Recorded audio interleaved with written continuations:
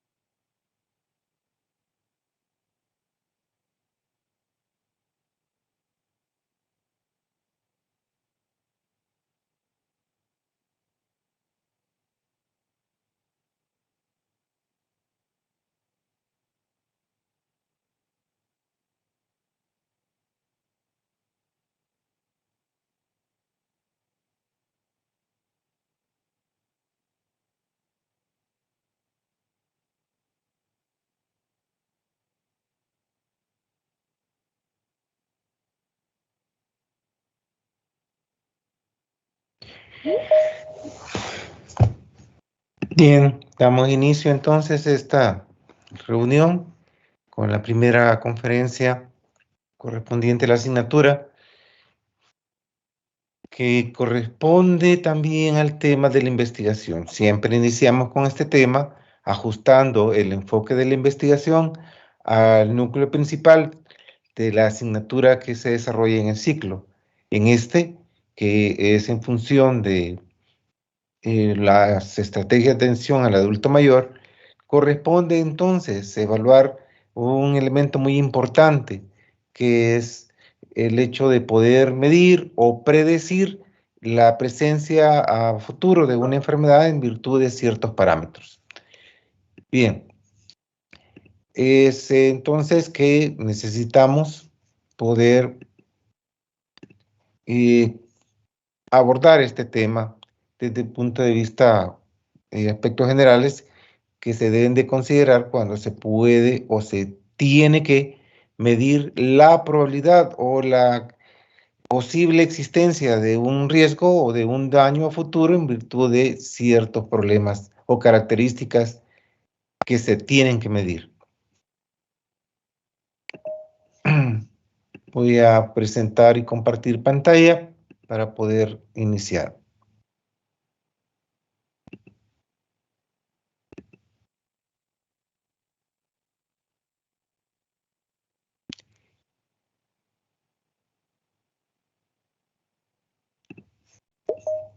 Bien, ¿logran ver?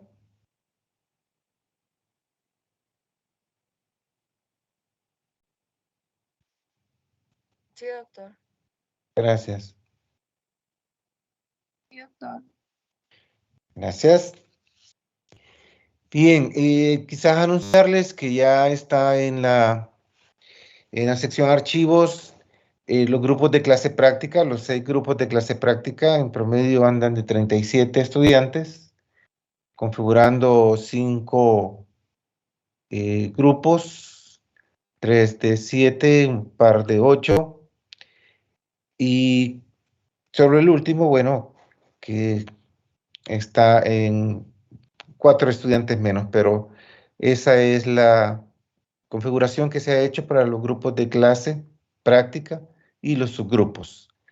Ya ustedes entonces pueden organizarse para poder ir planificando ya las diferentes actividades o resultados que ya conocen en cuanto al seminario, en cuanto al proyecto y hoy pues lo que es la investigación.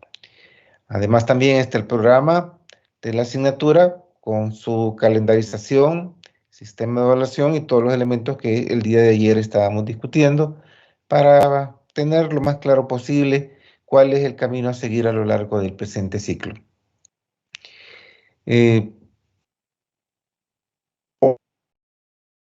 Hoy entonces, insisto, nos corresponde hablar sobre la primera unidad, que es la metodología de la investigación científica, la medición, procesamiento y análisis de una condición que es el riesgo con enfoque de atención primaria, el enfoque de riesgo. Vamos a tratar de explicar o quizás o comprender por qué es importante entonces partir de ciertos parámetros producto de la medición para poder predecir a corto o a largo plazo la posible existencia de un daño en virtud del riesgo.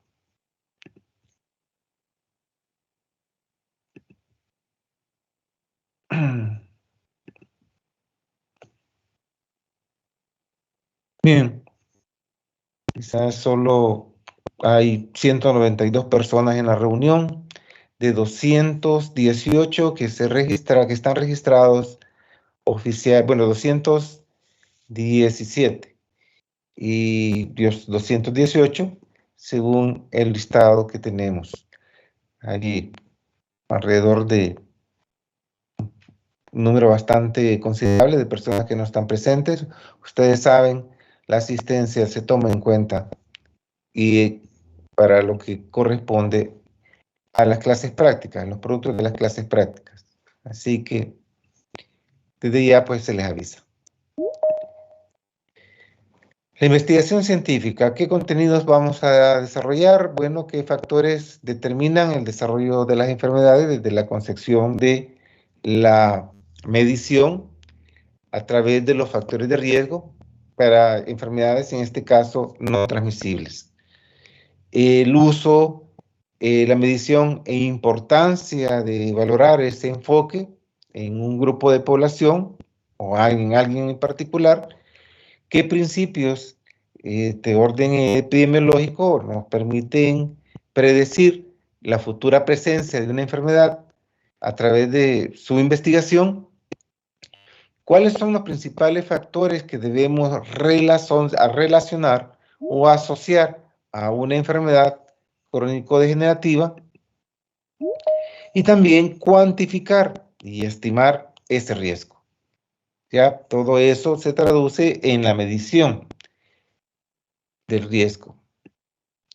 Por lo tanto, tenemos como objetivo comprender esos principios básicos para predecir la presencia de una enfermedad en un futuro, identificar esas herramientas que el método científico brinda para poder detectar la presencia de un factor de riesgo en un problema de salud y también identificar el uso del enfoque de riesgo en las actividades de investigación y organización de los servicios o prestación de servicios en atención primaria.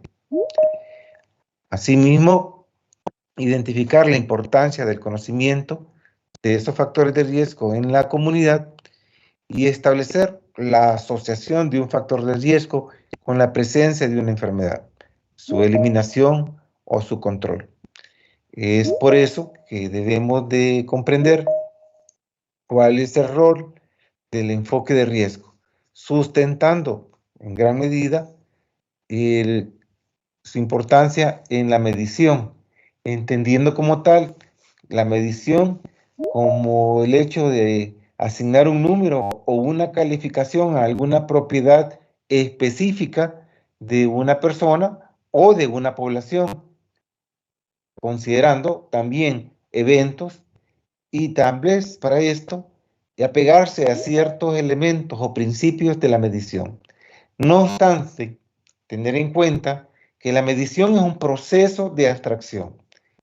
En términos estrictos, no se mide a la persona o en sí, sino qué características que ésta posee, abstrayéndola, y eso nos permite entonces poder considerar o establecer ciertos parámetros o información que nos van a permitir poder comparar ese atributo de esa persona en función de un estándar. Así como, por ejemplo, cuando hablamos del peso o cuando damos características de una persona o en clínica o en medicina, cuando damos datos, dice el estándar es en virtud de una persona adulta de un promedio de 70 kilos de peso. Entonces, así es como en la medición también tomamos en cuenta esos principios fundamentales, ya sobre un promedio, sobre un estándar para poder dar datos. No son datos en algunos casos, bueno, cuando nosotros vemos en el área clínica, le dice cuáles son los valores de, por ejemplo, bioquímicos, valores metabólicos o valores de laboratorio para una persona en particular, se hace en virtud de un promedio, ¿ya? Así, en la población infantil son diferentes a los valores que se utiliza para un adulto promedio. Y es aquí entonces donde se vuelve importante tener la claridad o diferenciar esos elementos. En términos generales, tenemos que tener claro que las buenas condiciones económicas y sociales mejoran el estado de salud y el buen estado de salud mejora la productividad en todos los sentidos. Pero aquí es donde tenemos que considerar que esas condiciones o esas condicionantes generan también diferencias significativas de una persona a otra. No se diga cuando se consideran grupos de población. Ya en virtud de esas condiciones de vida, podemos comparar, en este caso, la esperanza de vida de una población europea con la esperanza de vida que tiene un salvadoreño, o en su defecto, en el peor de los casos, la esperanza de vida que tienen esos grupos de población, por ejemplo, del África subsahariana, que tienen los peores indicadores en términos de condiciones de vida. Entonces, hay que tomar en cuenta que las investigaciones modernas han evidenciado que el mejoramiento de la salud poblacional en cualquier sociedad se ve determinado por la influencia genética, el estado biológico y la forma en que viven las personas y la sociedad misma, el estado del medio ambiente y la disponibilidad de los servicios de salud. En otras palabras, aquellos elementos de orden intermedio, estructural o individual que hemos abordado desde la comunitaria 3, no, desde la comunitaria 2, que hemos definido como determinantes sociales de la salud y que en diferentes momentos nos ha permitido poder analizar por qué ciertos parámetros son diferentes en un grupo de población o en otro. En una misma sociedad, en un mismo país, hay diferencias significativas producto de estas características o determinantes sociales de la salud. En ese rol, los servicios de salud, si bien es cierto, tienen un papel importante, ¿ya?, de replicar o mantener esas condicionantes o determinantes de la salud. Estos servicios de salud han aumentado en términos de cobertura, elemento clave de los servicios de salud cuando vimos sistemas de salud, y han mejorado notablemente su organización y calidad, más en unos países que en otros, ¿ya?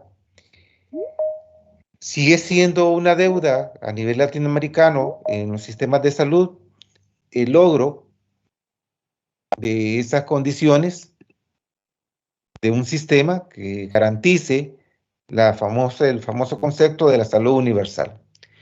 Ciertas iniciativas basadas en un enfoque de riesgo, los sistemas combinan acciones curativas tradicionales con otras de tipo preventivo y de promoción de la salud. Aquí es donde tomamos en cuenta el concepto mismo del proceso salud y enfermedad y vemos cómo ciertos sistemas, ¿ya?, le dan mayor peso a acciones de orden preventivo y de promoción de la salud, igual atendiendo la parte asistencial. A la combinación coherente y sistemática de estos enfoques se suma entonces la reorientación de los servicios de salud, que ya cobra relevancia en la literatura internacional en el campo de la salud pública y nos permite entonces tomar en cuenta ciertas preguntas. ¿Por qué ante situaciones similares unos se enferman y otros no? Para no ir muy lejos, ¿no? En el caso de la pandemia, ¿ya?, o teniendo iguales situaciones patológicas, unos se complican y otros no. ¿Por qué unos viven una vida prolongada, sana y feliz, mientras que otros ven frustradas sus expectativas en este mundo por la enfermedad o, en el peor de los casos, la muerte? Ante eventos o ante enfermedades o situaciones que generalmente hacen evidente esas diferencias sistemáticas que se tienen de un grupo de población a otro. Por lo tanto, tenemos que tomar en cuenta esas diferencias, medir esas diferencias que nos van a permitir, en virtud de esas características o atributos individuales o colectivas de un grupo de población, poder establecer esas características, ¿ya?, de qué depende que en unos esté y en otros no. Aquí es donde vamos a tener que medir esas condiciones. ¿Y esto por qué? Porque varían en distintas zonas geográficas las principales causas de enfermedad y muerte. Nuestro perfil epidemiológico no es el mismo perfil que tiene un país de primer mundo. En síntesis de las anteriores interrogantes, nos surge la preocupación: ¿qué determina el hecho o qué factores determinan la conservación de la vida y su conservación con salud? Hoy ya no es simple y sencillo solo establecer la esperanza de vida de un grupo de población, sino los años de vida sin enfermedad que un grupo tiene.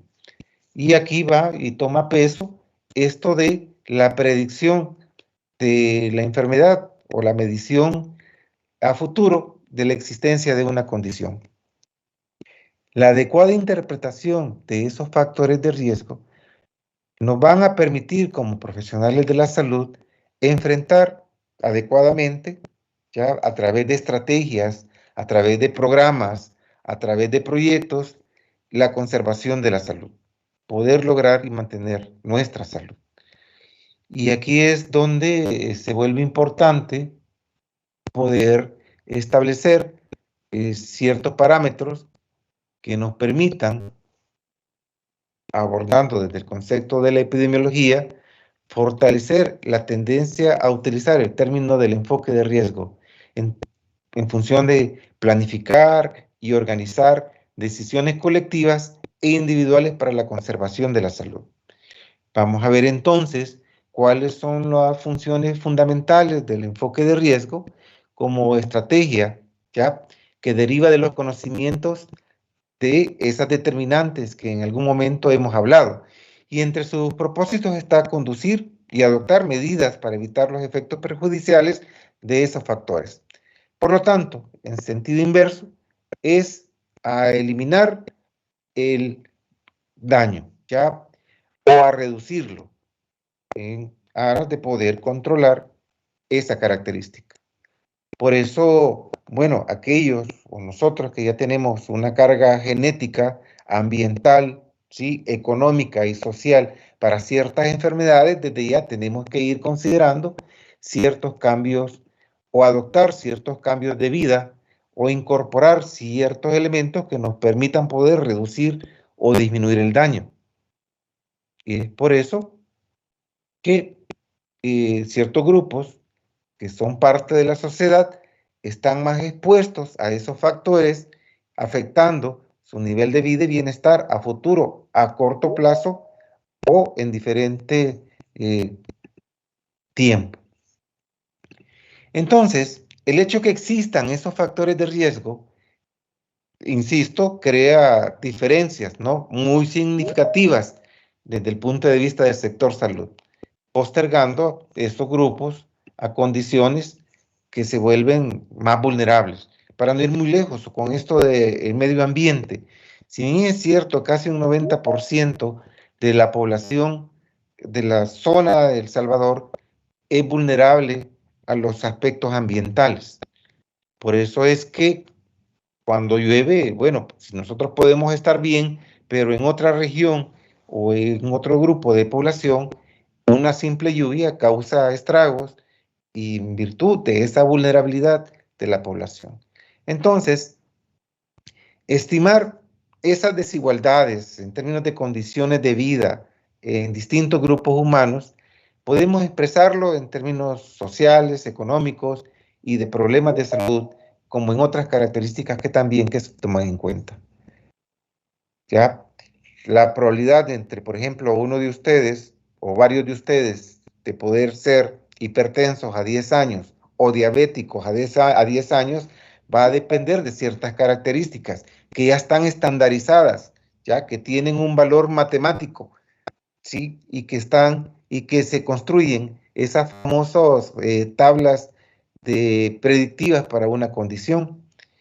Por eso es que hoy, en términos de salud y riesgo, medimos, por ejemplo, tenemos la escala de Findrix, tenemos la escala modificada de Framingham, tenemos, por ejemplo, tablas para la medición y evaluación de posibles trastornos de salud mental como la depresión o la ansiedad.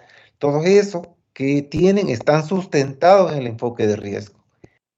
Ya en el adulto mayor podemos evaluar y hay bastantes parámetros estandarizados para evaluar la funcionabilidad o la independencia, ¿ya?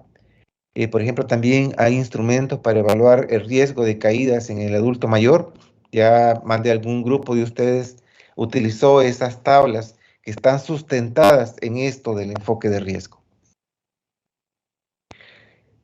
Bien, de acuerdo a la Organización Mundial de la Salud, el enfoque de riesgo es un método clínico epidemiológico para abordar el riesgo, los factores y las condiciones de riesgo individuales o colectivas, mediante el cual los servicios de salud planifican y ejecutan acciones pertinentes para poder modificar o eliminar en las personas, familias o comunidades ese elemento.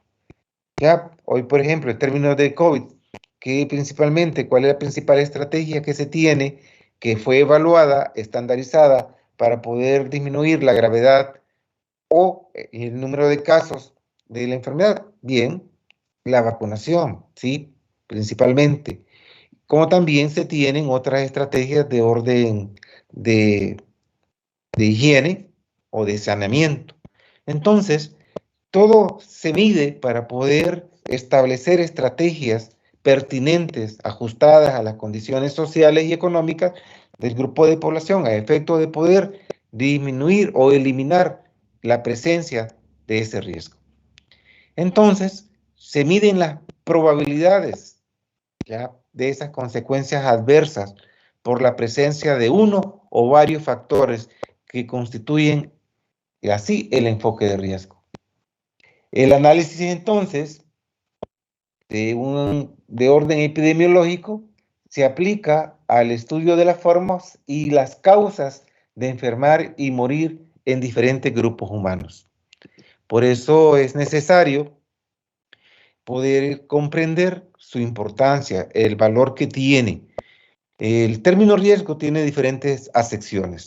Una de ellas es que constituye la probabilidad de que las personas sanas, pero expuestas a ciertos factores, adquieran o desarrollen una enfermedad dada. De ahí es que en el ámbito de la epidemiología es que construimos esas famosas tablas de 2x2 o tablas de contingencia, ¿ya?, donde está, y allí sí o hacemos uso de variable dependiente, variable independiente. Las columnas es la variable dependiente y las filas son la variable independiente, es decir, el hecho de estar expuesto o no expuesto, o en su defecto en las columnas, el hecho de presentar o no la enfermedad. Esas famosas tablas de 2x2 o tablas de contingencia son las que nos van a permitir, en este caso, poder predecir, ¿ya?, ese riesgo, entendiéndolo como las características que van acompañadas de un aumento en la probabilidad de que ocurra un proceso patológico, lo que significa que se encuentran asociadas estadísticamente. Aquí sí es importante que cuando nosotros declaramos en un título de investigación, establecer la asociación o la relación que existe de un trastorno, por ejemplo, en este caso, de alimentario, con una condición, en este caso, por ejemplo, podríamos decir, en términos generales, es, por ejemplo, la dieta, ¿sí?, que consume un estudiante y su relación con los trastornos nutricionales o con la obesidad en un grupo de población. Ya, entonces podemos simple y sencillamente establecer esta relación a través de métodos estadísticos, ya, donde se usa el riesgo relativo, el riesgo atribuible y todos esos elementos que nos corresponde desarrollar a lo largo de estas dos conferencias que tendremos hoy y el siguiente viernes. Bien, entonces, el enfoque de riesgo debe de reconocerse y diferenciar ciertos elementos. A veces, aquí es importante tomar en cuenta en la valoración del riesgo características o diferencias, como lo es los factores protectores. Cuando se mide un factor, ya, la asociación de un factor, si dependiendo del valor que este da, que ya lo vamos a revisar, puede ser que sea un factor de riesgo o un factor protector, de acuerdo al valor o resultado de esa medición. ¿Y qué factores protectores podemos considerar? El apoyo familiar. ¿En qué casos? Bueno, en el caso de trastornos que hoy en día están muy de moda, que son los trastornos que alteran la salud mental, ¿ya? Las vacunaciones se vuelve un factor protector, ¿ya? El trabajo, el acceso a los servicios de salud, a la educación, como otras condicionantes, ya una alimentación sana, ya la actividad física, se vuelven factores protectores, ¿ya?, ante conductas de riesgo, como por ejemplo el conducir a excesiva velocidad, conductas impulsivas en cuanto a violencia o relaciones sexuales sin protección. Todo eso se vuelve conductas de riesgo.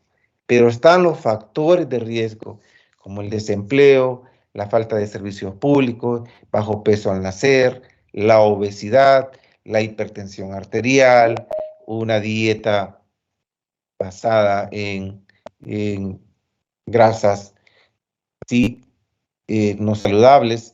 Todo eso es lo que debemos de comprender cuando se habla de medir este riesgo. Bien, en términos generales, y ya vamos a abordarlo después, ¿de qué nos sirve entonces? ¿Para qué es útil evaluar el riesgo? Bien, simplemente para 5 elementos muy importantes. Para predecir la incidencia de una enfermedad, ya, para diagnosticar, para establecer relaciones de causa y efecto, para establecer estrategias de prevención y para planificar servicios de salud más eficientes y más orientados a un grupo de población. Por eso, ciertas estrategias no pueden ser iguales para la población, por ejemplo, en este caso, con un nivel de vida muy bueno, a otro que tiene un nivel de vida deficiente. Por eso es importante tomar en cuenta ya las causas o poder hacer con una simple observación de que, por ejemplo, se muere la población. ¿De qué se muere de la población a nivel mundial? Van a decir, bueno, ahorita se está muriendo, bueno, por el problema del COVID. Bien, ya estamos llegando a una etapa que tiene el comportamiento, ¿no?, de enfermedades epidémicas, pero en general, más allá de eso, ¿sí?, en el siglo XX, ¿de qué murió la gente? Y en este cuadro podemos ver, de acuerdo, y quizás lo que más se logra ver son aquellos círculos que evidencian qué grupo de problemas ya son los que más han causado muerte en la población en general. Con la simple observación podemos ver que el tema o los problemas de salud que nos corresponde abordar en esta asignatura son las enfermedades no comunicables, que hoy por hoy así se conocen, también crónico-degenerativas o enfermedades no transmisibles, pero el término más, quizá más justo, de acuerdo a parámetros sociosanitarios, es enfermedades no comunicables. Y en este caso, causaron 1.970 millones de muertes en el siglo XX. Ya, en segundo lugar están las enfermedades infecciosas. Ahí podemos ver el sarampión, ¿sí?, las enfermedades respiratorias, las enfermedades diarreicas. Todo eso es lo que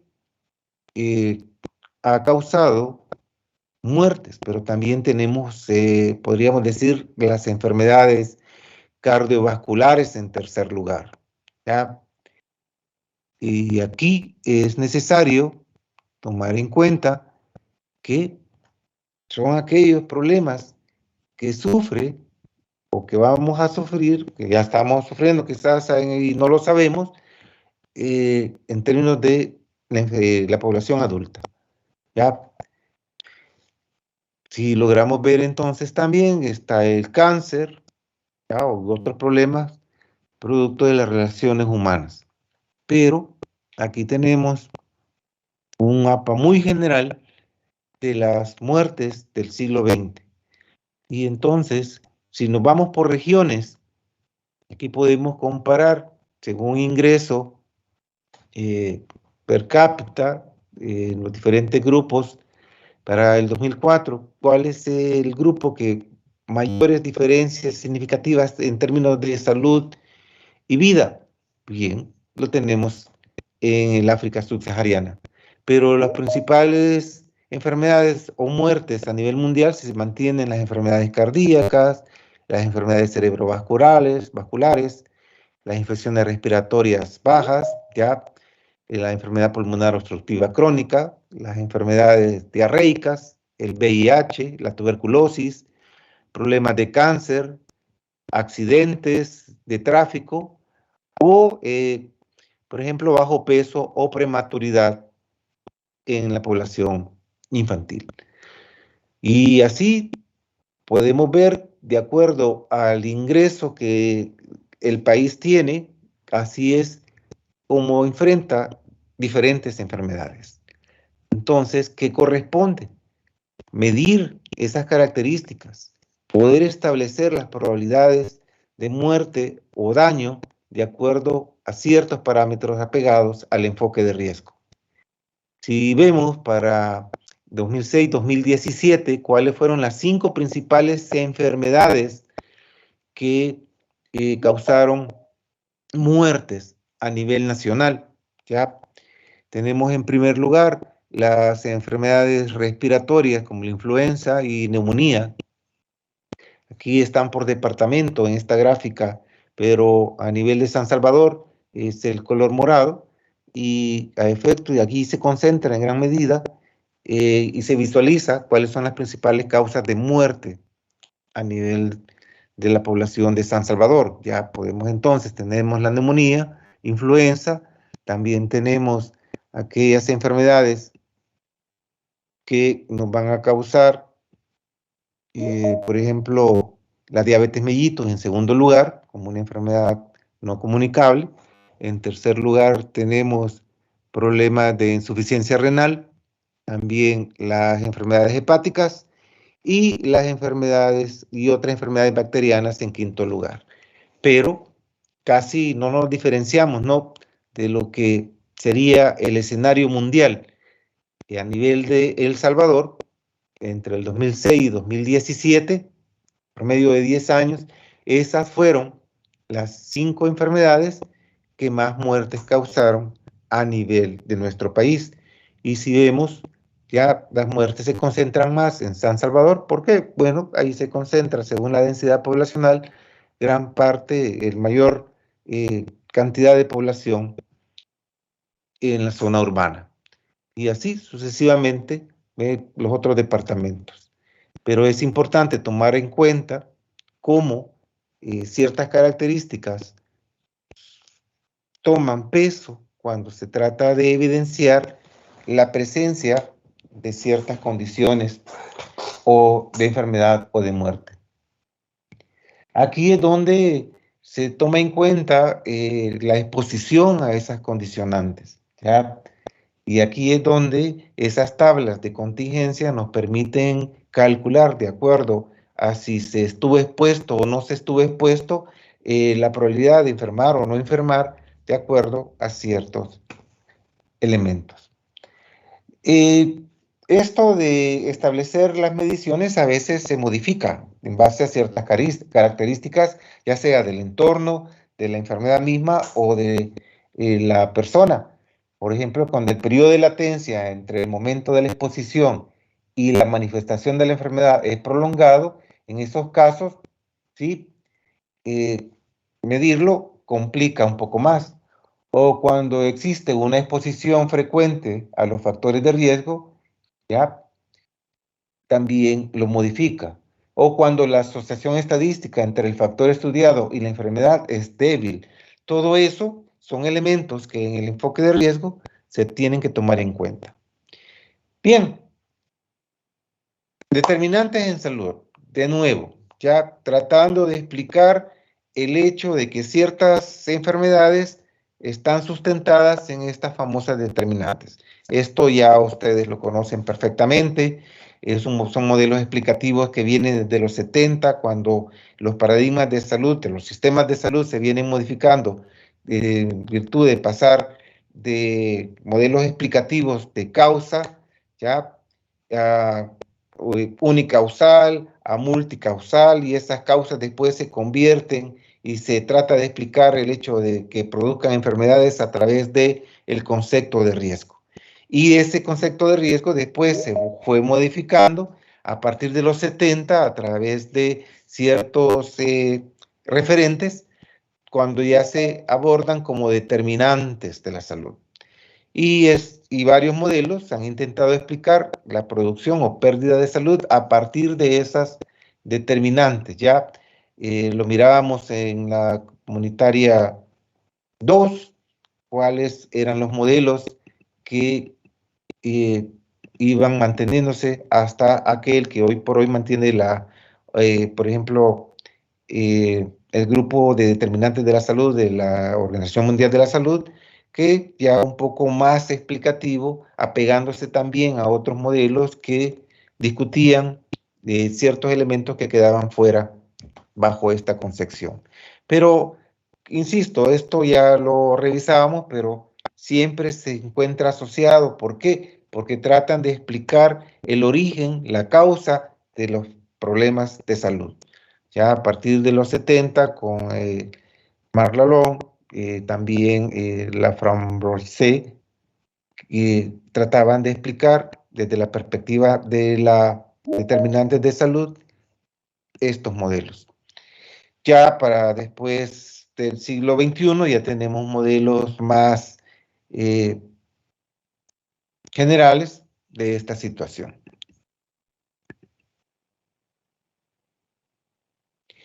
Bien, aquí tenemos otro modelo donde ven, por ejemplo, la parte genética, la parte cultural, ya los años de vida en la juventud, el medio ambiente social, la estructura social, el tipo de trabajo, ya las condiciones de salud o cambios fisiopatológicos de acuerdo a las condiciones de cada aquí de esa persona, considerando la morbilidad, la mortalidad, entendiéndose todos esos elementos como los factores, en algunos casos materiales y no materiales, pero que son modelos que sustentan siempre la capacidad de poder elaborar explicaciones de cómo las enfermedades crónicas están muy sustentadas en esas determinantes sociales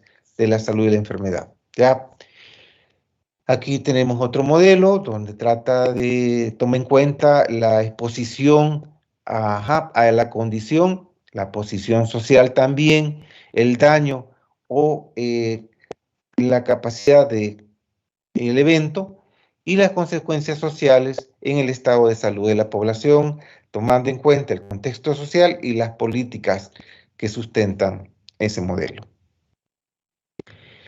Bien,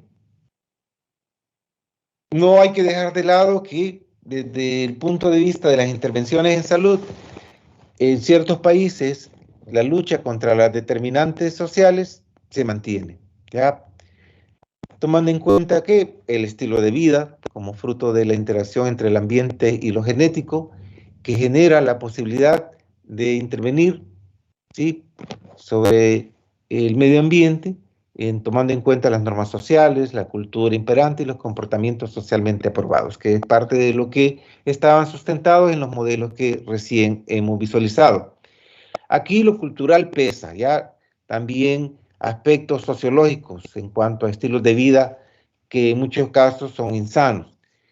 Si los mensajes que llegan desde los medios de comunicación, los modelos culturales, el arte, la literatura, la moda, son abiertamente consumistas, entonces favorecen fuertemente y retroalimentan características negativas en la población, como el sedentarismo, la conducción temeraria, generando entonces ya la presencia o permanencia de esos factores de riesgo.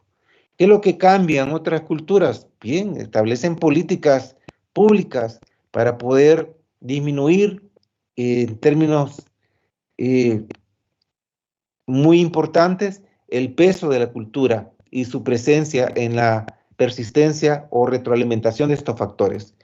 Bueno, por ejemplo, en otros países, políticas estructuradas para el control del tabaco, para el control del alcohol, son determinantes. Bien, si vamos a Europa, vemos, por ejemplo, que a través de políticas públicas tratan de tomar en cuenta esas conductas de riesgo o de consumo, que generalmente las toman muy en cuenta.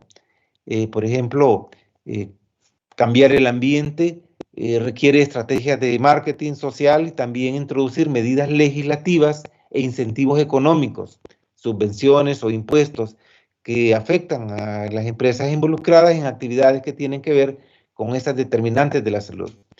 En el núcleo de la promoción de la salud está la necesidad de hacer fáciles las elecciones sanas.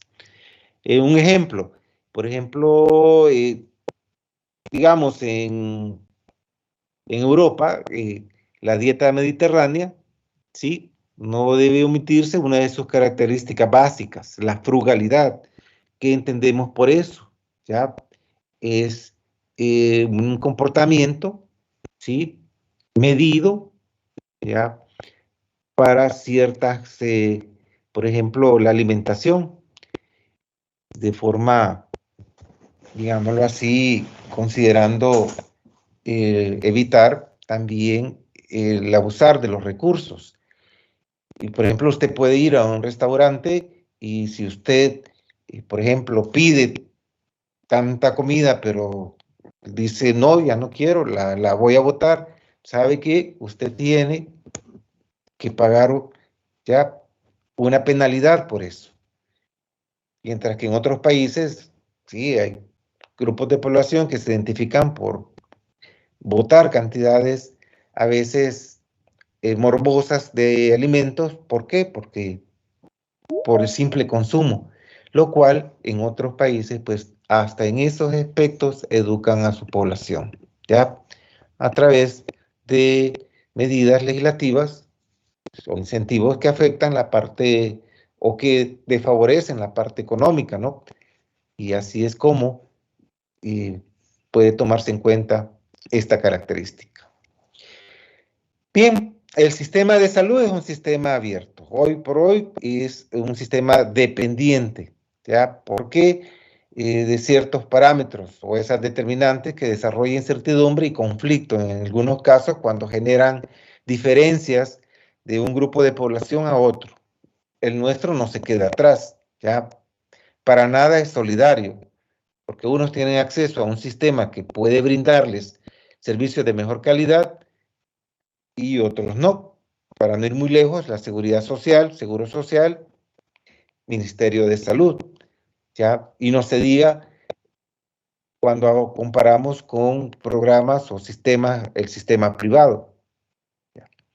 Entonces, el enfoque de riesgo ofrece una herramienta metodológica más que todo para aquellos sistemas que adolecen de insumos muy pobres o pocos o recursos económicos que no logran equipararse a países de otras regiones y permite entonces ordenar de alguna manera esos sistemas de salud a fin de poder establecer estrategias para ciertos grupos más vulnerables.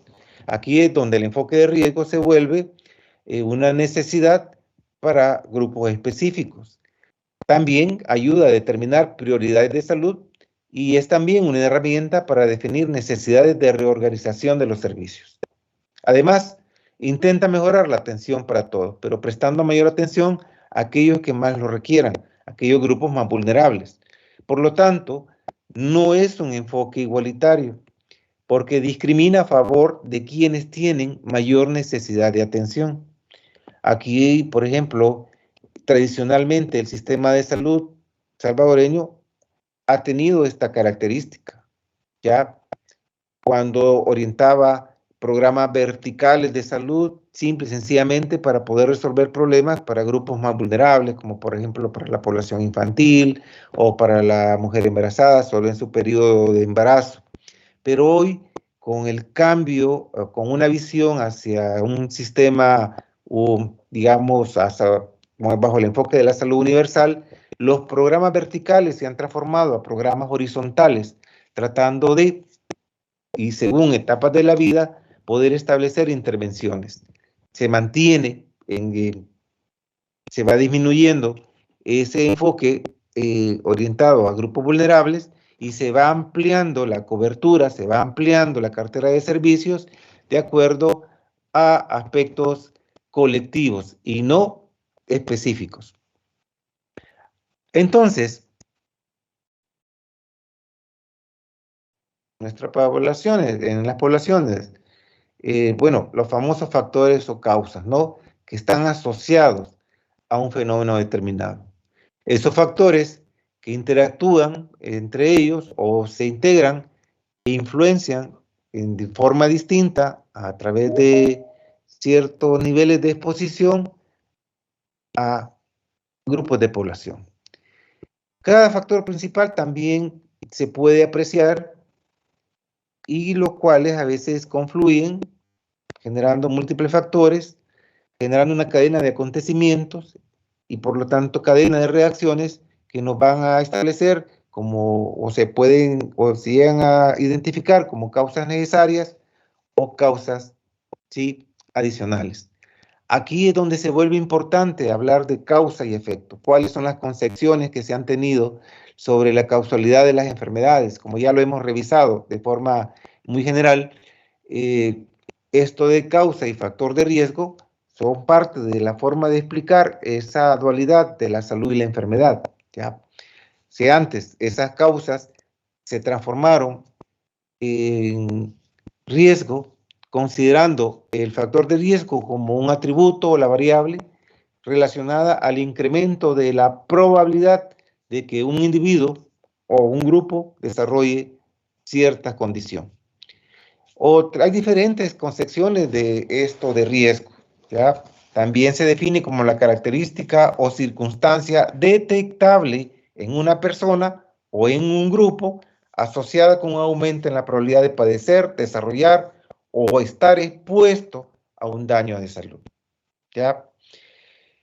Así es como hoy, bien, quizás desde el punto de vista medioambiental, qué tan expuestos estamos a ciertos, por ejemplo, sustancias que nos predicen que podamos sufrir cáncer o sufrir otras enfermedades en un futuro. Por ejemplo, el consumo de mercurio, ¿no? Por las minerías que contaminan las fuentes de agua y aquí, bueno, el famoso pescado frito que consumimos, pues ya lleva una carga, en algunos casos significativa, de estos contaminantes. Bien, ¿qué criterios debe tener un factor de riesgo? Primero, que se debe observar, ¿ya? Se debe observar.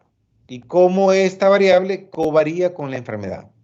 Eso es la asociación estadística, que es lo que generalmente se demuestra a través de esas pruebas estandarizadas. La variable, es importante, debe preceder a la ocurrencia de la enfermedad, ¿ya? Esto es, la enfermedad no influencia el estatus de exposición. Aquí es donde podemos entender y clasificar diferentes investigaciones de acuerdo a esa condición. Aquí es donde vemos estudios prospectivos, retrospectivos, de la causa del efecto, o del efecto de la causa, pero ya siempre se debe cumplir este principio, que la variable debe preceder a la ocurrencia de la enfermedad. Y, en tercer lugar, sí, que la asociación observada no se debe a errores resultantes del muestreo, ya, sino del involucramiento de otros factores de riesgo o poder tener en cuenta aquí la existencia de un factor interviniente. Así es como podemos ver diferentes modelos explicativos sobre la causa, sobre el efecto, hay asociación, no hay asociación, ya todo eso nos permite saber si hay una relación directa, indirecta. ¿Por qué? Producto de ese cálculo estadístico. Y hay diferentes pensadores o referentes sobre esto del pensamiento causal, pero quizás no es tan importante esto, sí considerar que estas formas de pensamiento sustentaron modelos epidemiológicos hasta cierto punto cerrados o lineales, llamados así, que hoy por hoy han sido modificados bajo una visión integral, ya multicausal. Y aquí hay diferentes referentes, ¿no?, de esos pensamientos como Aristóteles, Galileo, Descartes y también este señor que han aportado en principio a la forma de entender y poder explicar la causa de las enfermedades. Los más recientes, por ejemplo, este señor Bradford Hill, donde ya un modelo más consciente de estos gradientes diferenciales que existen y causan las enfermedades.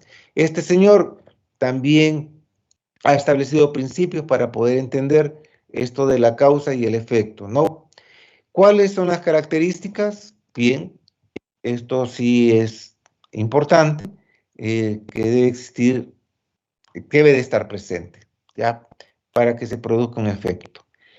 Por eso cuando ustedes tradicionalmente venían declarando sus temas de investigación, cuál es la relación o cómo se afecta, y uno trataba de explicarle que para poder declarar ya la causa y efecto en una investigación se requieren investigaciones complejas, ya que puedan medirse esas variables, esas características a lo largo del tiempo. Todos esos estudios que nosotros escuchamos, por ejemplo, o esas pruebas estandarizadas, están sustentadas en investigaciones longitudinales, mínimo 10 años, ya que nos permiten poder hoy utilizarlas y poder predecir a 10 años la posibilidad o la existencia de una condición. La anterioridad es otra característica, la exterioridad, irreversibilidad y productibilidad. Entonces, podemos ver que cuando nosotros queremos establecer causa y efecto, si nos vamos a según el alcance de los resultados de conocimiento, se clasifican esos estudios de qué tipo. Vamos a preguntar, vamos a despertar a unos cuantos. A ver, Christopher Hill. Hola.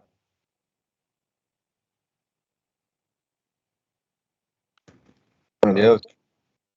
Ajá, Christopher. ¿Cómo se clasifica entonces esas investigaciones?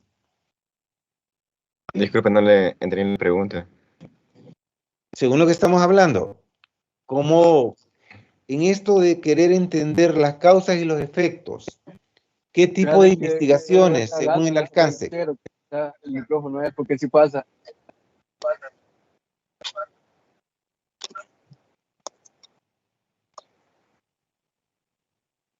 ¿Qué pasó, René?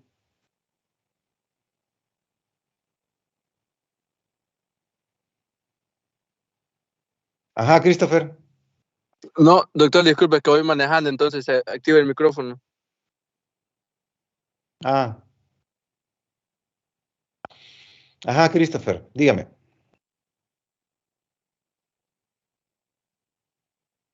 Christopher. No sé, doctor. No sabe. Difícil entender eso. Vamos a ver a alguien más, entonces, tal vez alguien más no esté manejando, no esté haciendo montañismo o algo por el estilo.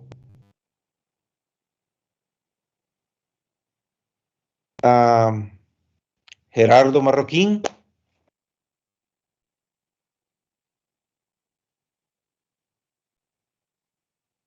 Gerardo Marroquín. ¿Está dormido? Vamos a ver.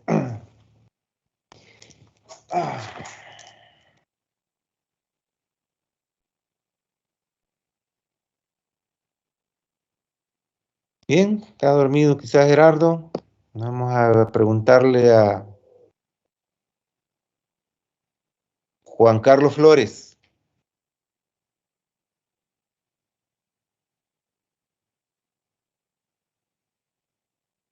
Tampoco Juan Carlos.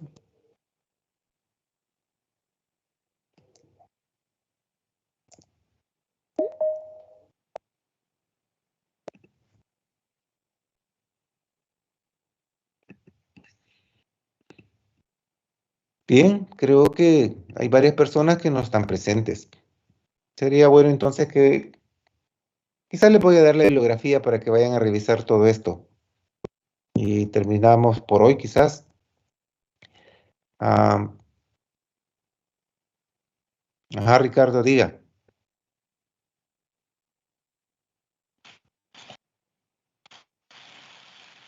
Sería del tipo de investigación de correlación según el alcance.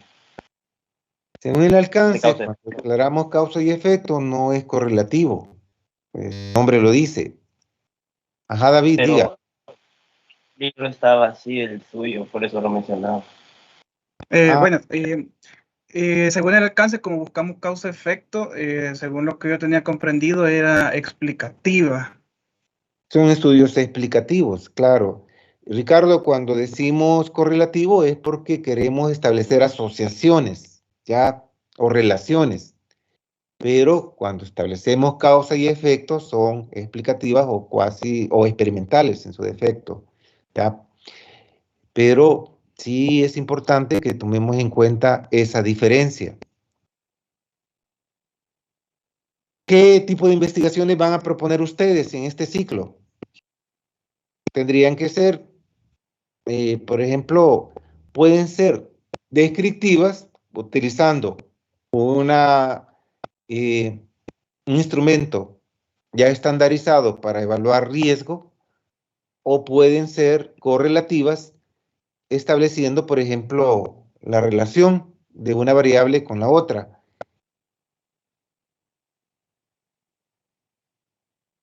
Le pregunto a Carla Herrera.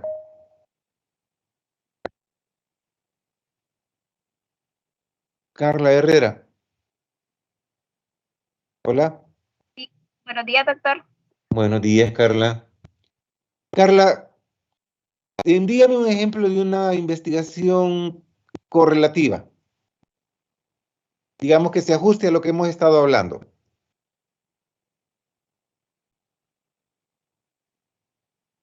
De acuerdo a lo de causa y efecto, ¿verdad?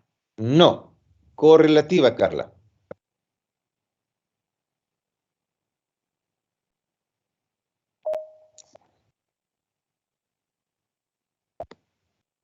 Ajá.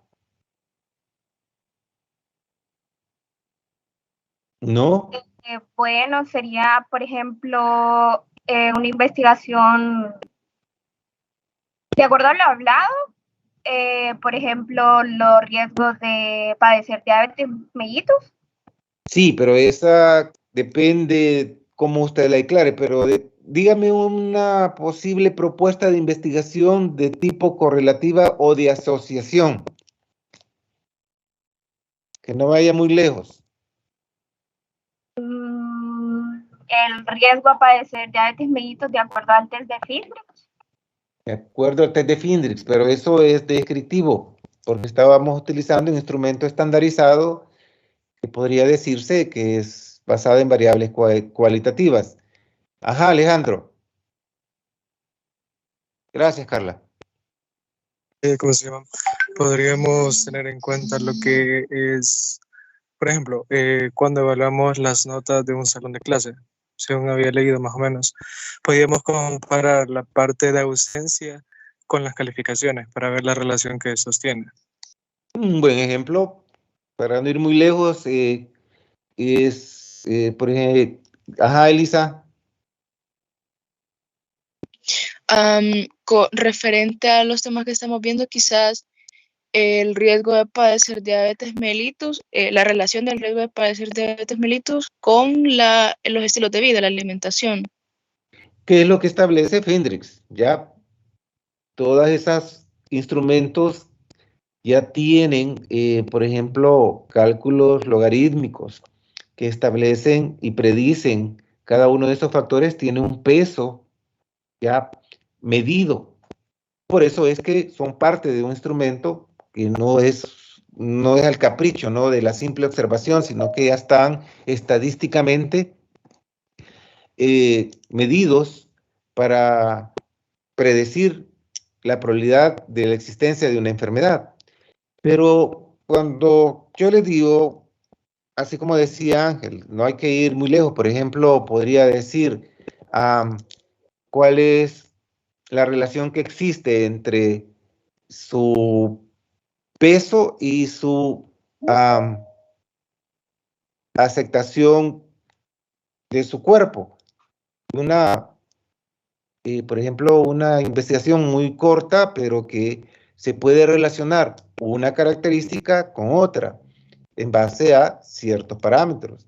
Aquí es donde ese cálculo del riesgo atribuible, riesgo relativo, todos esos elementos es que se calculan para ver si una característica con la otra tienen un nivel de asociación.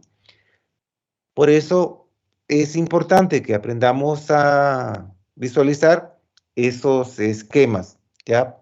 Por ejemplo, yo le puedo decir en el examen, construya una tabla de contingencia tomando en cuenta la variable dependiente que tal o la variable independiente tal. Y le doy cantidades, ¿sí?, de expuestos o de enfermos o caso contrario, y usted tendrá que calcular el riesgo relativo ante un evento de esa naturaleza. Son cálculos cortos, pero que importante es, nos ayuda a entender cómo se establecen esas relaciones. Y de acuerdo al valor obtenido, saber si es un factor de riesgo, si es un factor protector o no hay relación, sí o no es un factor de riesgo esa condición. Es quizás algo bien sencillo, ¿no? Se lo puedo colocar en un examen. Pero bien, gracias. Quizá esa es la parte práctica de todo esto que estamos hablando. Ya es establecer, en algún caso, la relación que existe de un punto a otro punto, donde está el efecto y su causa. Ese tipo de investigaciones son un poco más complejas.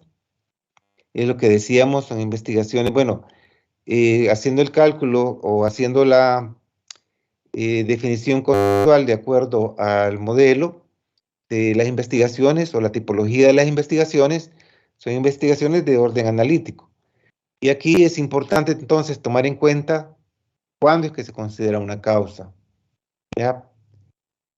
Un evento o un estado que inicia o permite el comienzo, ya sea en forma solidaria o en conjunción con otras causas de una secuencia de eventos que dan como resultado un efecto. Por eso ustedes en sus planteamientos de investigaciones tienen siempre la tendencia, dice, ¿cuál es el efecto? No sé qué, ¿cuál es la relación de no sé qué? ¿Cuál es la asociación entre el factor tal y el factor tal?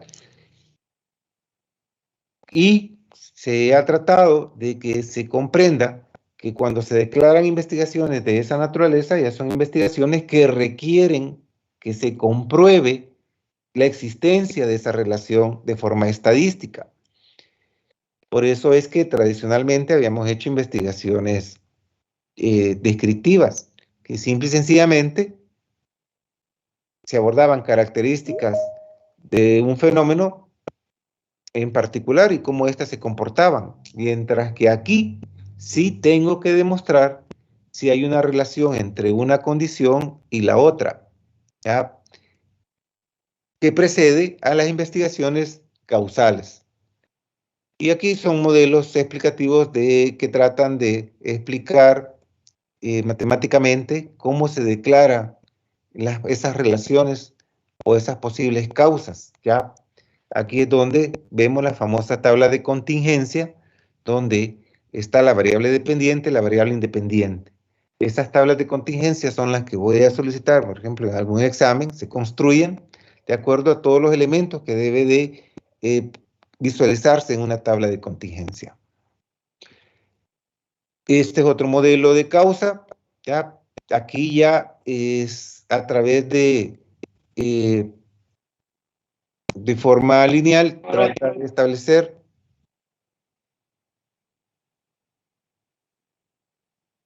esos elementos. Otro modelo, aquí quizás este es de los más actuales, donde se establece, por ejemplo, la multicausalidad, y donde está el famoso, la causa necesaria, ¿ya?, y la causa suficiente, que son dos conceptos que bajo este esquema explicativo trata de establecer. Por ejemplo, lo ajustan cuando se trata de explicar la tuberculosis como una enfermedad infecciosa, donde la causa suficiente o la causa necesaria tendría que ser la presencia o el contacto con el Mycobacterium, y las otras son las causas ya suficientes que unidas con o su relación generan el problema. Aquí donde está, por ejemplo, la causa necesaria, causa productora, causa probabilística, causa contrafactual, son conceptos o definiciones producto de las concepciones epidemiológicas de las causas. Bien, esto ya lo habíamos revisado, cómo se define lo que es el factor de riesgo, y aquí es donde se trata de establecer la relación de esos factores de riesgo. Por ejemplo, el alcohol y el cigarrillo aumentan mucho más la probabilidad de tener un cáncer de orofaringe cuando actúan juntos. Entonces, la suma del riesgo relativo de cada uno de ellos, ¿sí?, se toma aisladamente. Cuando cada uno de ellos quizás no es muy significativo, pero la suma de ambos da un valor significativo y su relación con el cáncer orofaringe. Bien, ¿cómo se clasifican los factores de riesgo? Esto es bastante general. Hay factores biológicos, ambientales, del comportamiento, que son las que a veces quizás más cuesta de acuerdo a patrones culturales, ¿no?, de infraestructura sanitaria y socioeconómicos. Quizás aquí es de tomar en cuenta estos de factores de riesgo de comportamiento, que han sido el factor quizás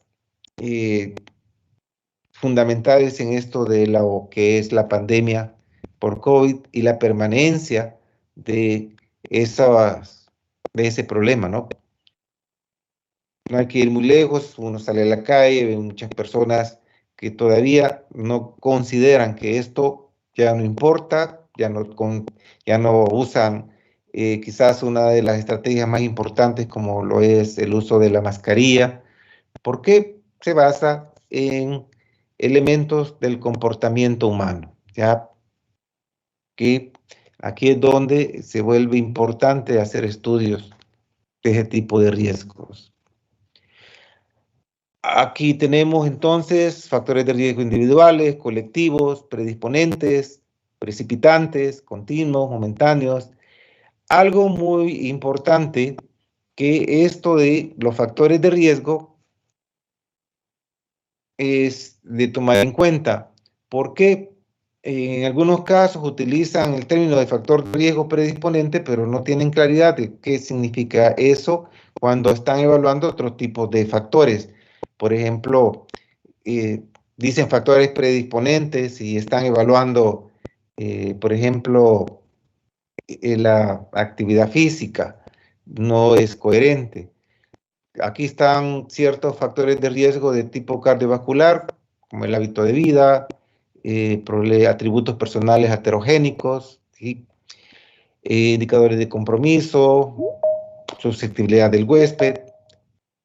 Hay factores de riesgo que ya están establecidos según el tipo o problema de salud. Acá lo que les digo, por ejemplo, de acuerdo a ciertos autores, alguna forma de nombrar ciertos riesgos cambia, ¿no? En algunos casos, por ejemplo, el marcador de riesgo, atributos endógenos que no son modificables. Es la forma en cómo se clasifican esos factores de riesgo. Hay diferentes formas. Hay una de factores modificables y no modificables es una, pero hay también otro tipo de clasificaciones. Indicador de riesgo o signo precursor de la enfermedad a la presencia precoz de algunas manifestaciones de ella. Es otra forma de. Por ejemplo, la causa de cigarrillo y cáncer de pulmón, quizás es una de las primeras relaciones de causa y efecto, una de las primeras explicaciones de causa y efecto que se declararon en investigaciones a largo plazo, ¿ya? Donde declararon la existencia directa que existía de la exposición al fumado y el cáncer de pulmón.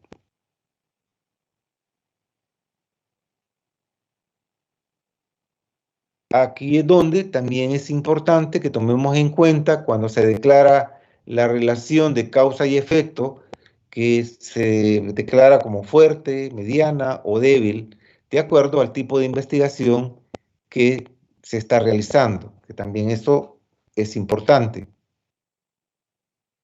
Bien, decíamos esto ya pues prácticamente recapitulando lo del enfoque de riesgo. Ya todos tenemos probabilidades, ya sea de enfermarnos, de morir, accidentarnos, de acuerdo a ciertos comportamientos o a ciertas características que nos vuelven más vulnerables.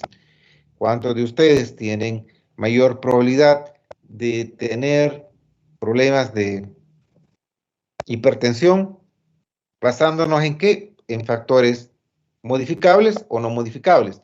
Modificables, por ejemplo, a ver, le pregunto a Hugo Vides.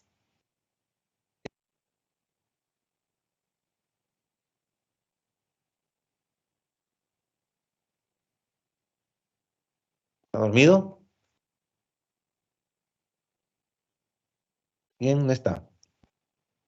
Esto lo tomaremos en cuenta en clase práctica. Gerardo Marroquín no estaba. A ver.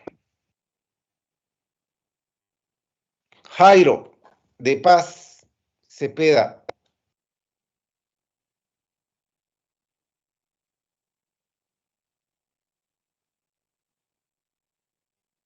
Sí.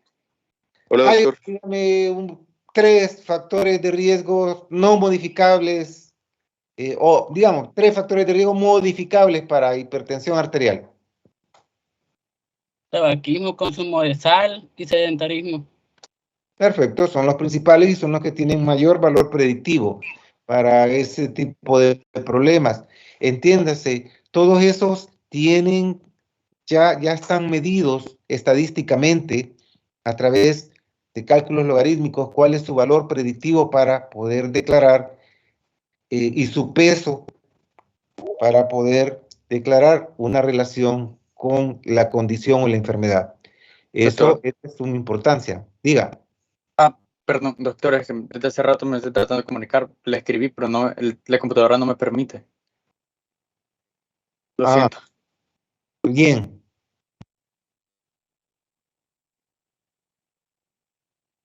Está bien.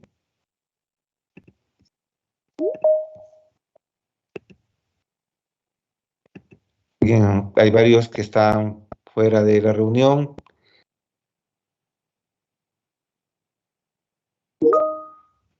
Llegamos a 213.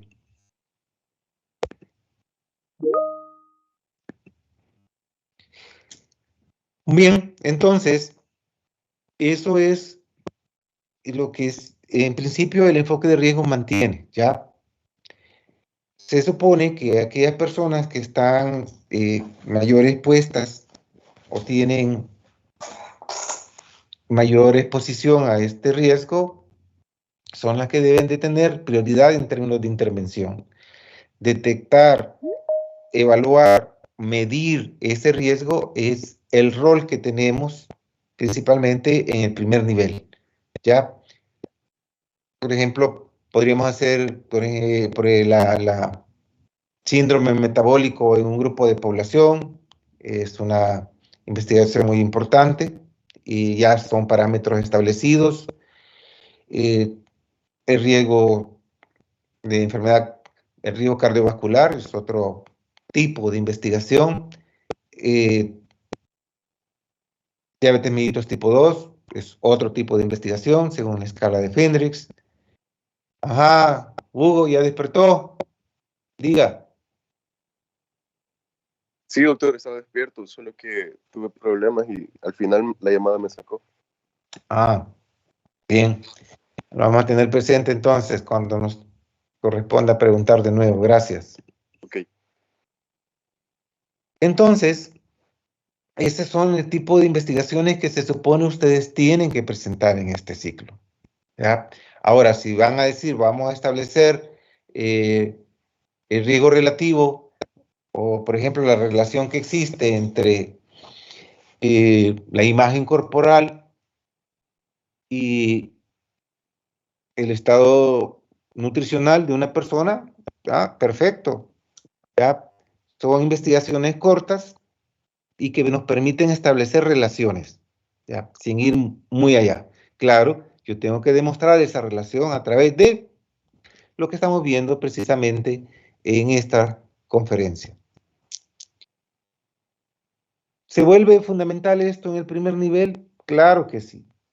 Ya, más que todo cuando ustedes estén en su año social, les van a pedir que hagan una, por ejemplo, la medición del riesgo sobre alguna condición en particular y de acuerdo a ello establecer estrategias de intervención, algún programa, algún proyecto.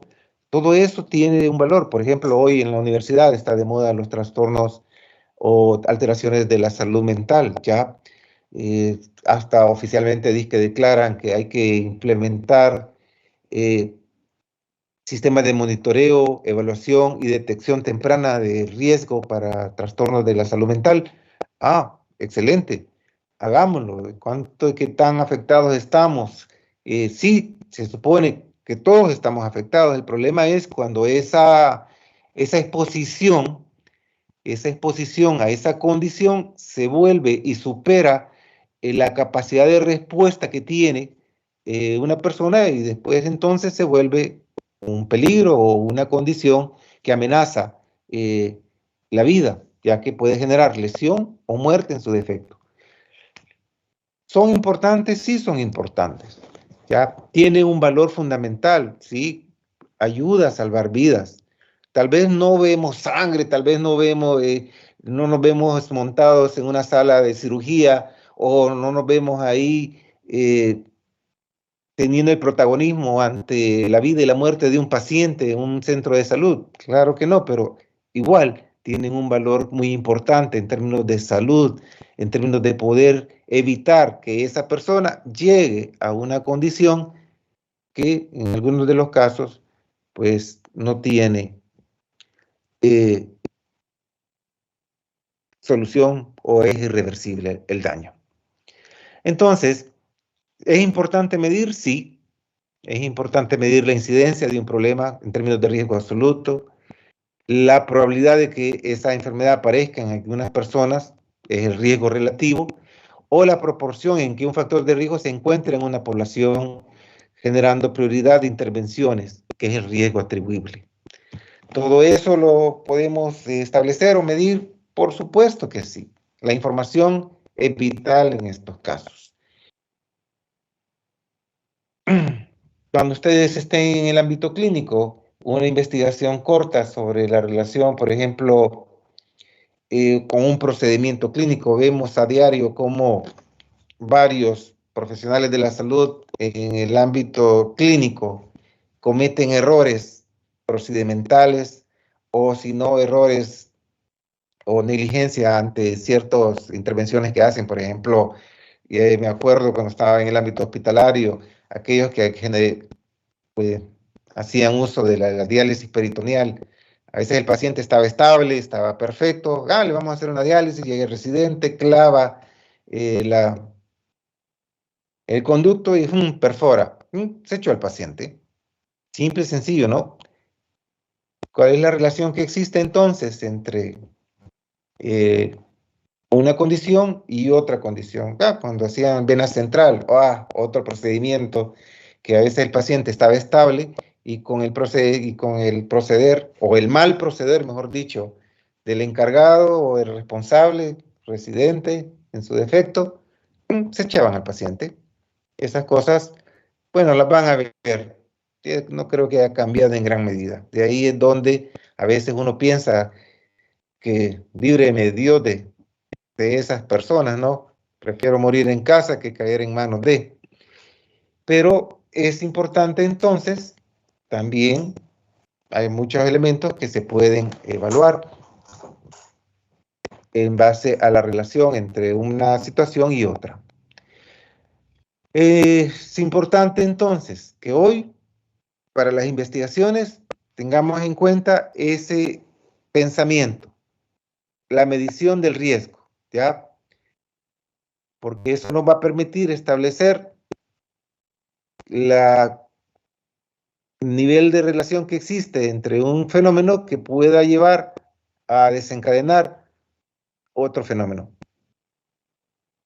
a efecto de poder declarar acciones preventivas o terapéuticas que me permitan disminuir la presencia o el peso de ese riesgo. Bien, hay mecanismos cualitativos y cuantitativos. Ya, bueno, vamos por la 60 de 157. Los cualitativos se basan en identificar la presencia o la ausencia del riesgo y definen la probabilidad de la persona de desarrollar un evento cardiovascular como alto, medio o bajo. Hay unas tablas, por ejemplo, las tablas de predicción de riesgo cardiovascular de la OPS, que son de tipo cualitativas, ¿ya? ¿Por qué? Porque solo identifican la presencia o la ausencia y dan un valor considerándolo alto, medio o bajo, de acuerdo al resultado. Hay cuantitativos. Y aquí, estos cuantitativos, en base a ecuaciones de predictivas o tablas de riesgo, que es lo que hemos estado valorando, ¿sí? Y se nutren de los diferentes factores de riesgo, generando un resultado en términos de porcentaje, que equivale a la probabilidad de la persona de desarrollar un evento en un determinado periodo de tiempo, que generalmente son 10 años. Por ejemplo, tenemos Framingham, ¿no? Que es de los quizás precursores de este tipo de mediciones. Entonces, tenemos investigaciones de orden descriptivo, analíticos observacionales o analíticos experimentales. ¿Dónde nos vamos a estar quedando? ¿De orden descriptivo o analítico observacional? ¿Ya? Disculpe, ¿cómo dijo que se llamaba la persona que mencionó hace un momento? Perdón, la escala de Framingham. Framingham. Sí, sí, ya lo vamos a ver. Bueno. Vamos a ver más adelante. Okay. Entonces, estos tipos de investigaciones nos permiten hacer mediciones de riesgo, pero siempre manteniéndose dentro del esquema de investigaciones descriptivas. Ya, eso ya lo vimos en más de algún momento.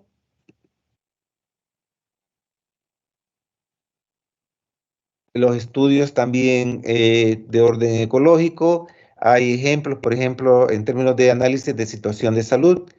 Aquí, y quizás es uno de los ejemplos que traigo al final de lo que se hace en el primer nivel. El análisis de situación de salud está basado en el enfoque de riesgo, porque en base a tantos indicadores trata de medir la presencia o la ausencia de ciertas características o determinantes que llevan o generan ya condición.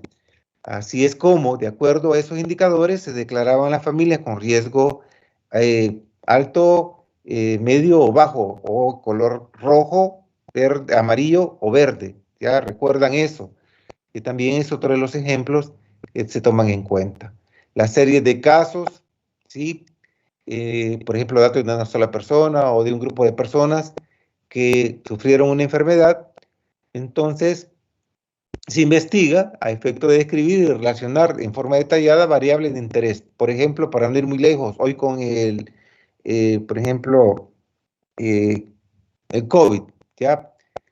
Podemos decir qué personas o buscar personas que sufrieron la condición y explorar en ellos, ¿sí?, la presencia o la relación de un factor de riesgo que podría relacionarse y declarar si ese factor de riesgo, si ese factor fue quizás el principal condicionante para poder sufrir la enfermedad. ejemplos bien cortos y bastante precisos. Los estudios de corte transversal. Siempre, bueno, tomando en cuenta sujetos de una población en un momento y lugar, se hace en un periodo de tiempo más largo, pero que se le da seguimiento. No se le da seguimiento a largo plazo, pero por eso es de corte transversal y permite entonces establecer esas relaciones. Los estudios analíticos son los más complejos, ¿no? Casos y controles, estudios de cohorte, aquí ya son estudios de alto costo que requieren medir la variable en diferentes momentos.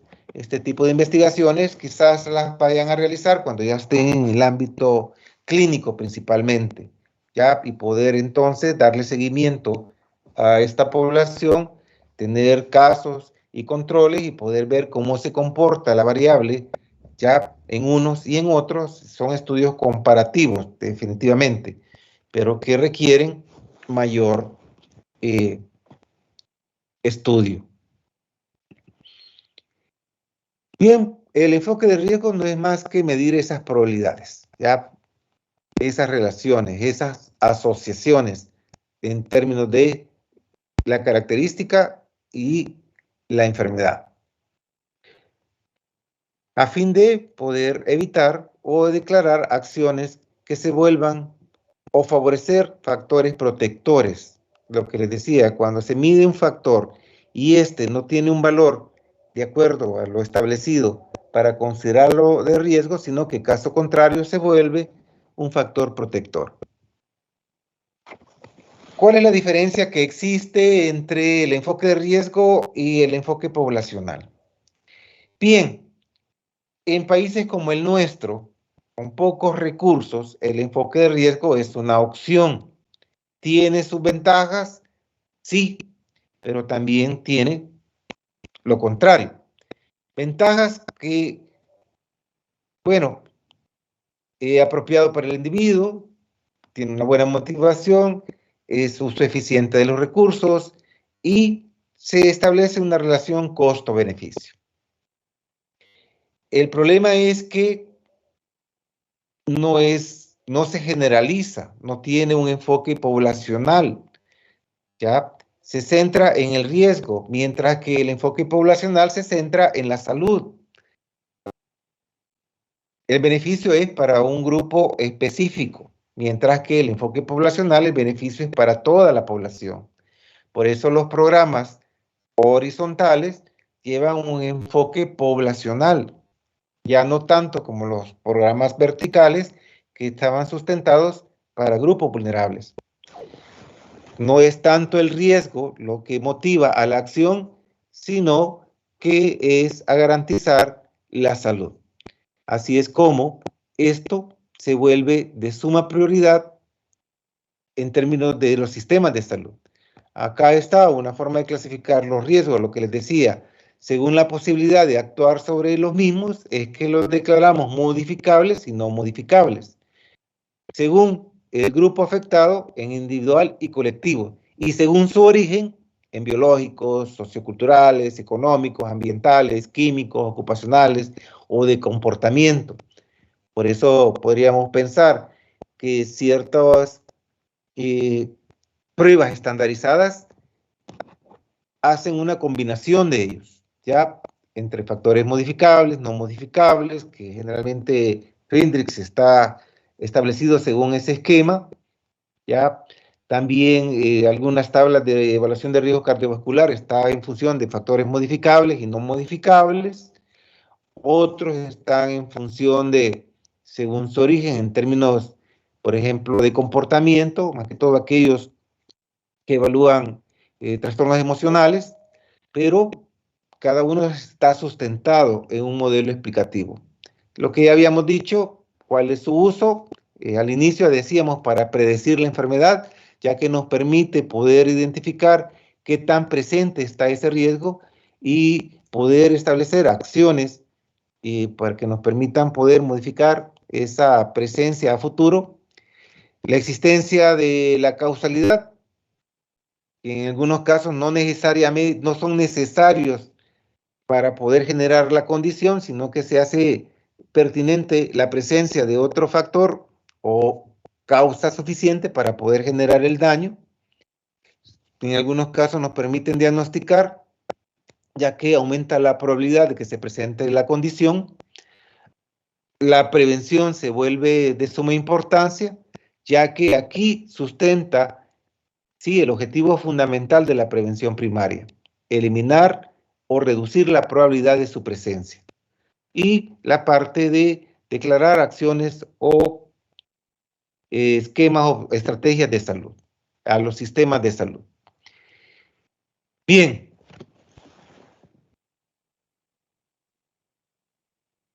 Me imagino los que estuvieron despiertos, cansados están, y los que se durmieron, feliz sueño, pero ya llegará el momento de poder evaluar qué tanto esto se vuelve importante.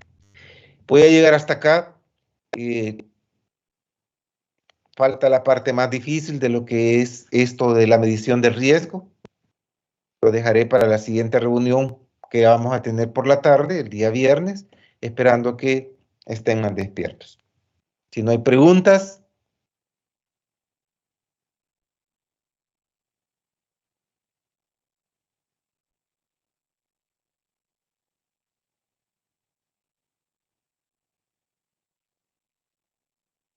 Gracias. Ajá, Miguel, diga. Buenos días, doctor. Buenos días. Disculpe, solamente comentarle que tuve problemas con el servicio de energía eléctrica y entré 21 minutos tarde en la reunión. Ah, muy bien. Gracias. Bueno, jóvenes, entonces, disfruten su fin de semana. Que les vaya muy bien. Adiós. Gracias, igual. Feliz día. Gracias, doctor. Gracias, doctor. Gracias, doctor. Gracias, doctor. Gracias, Gracias, doctor. Gracias. Gracias.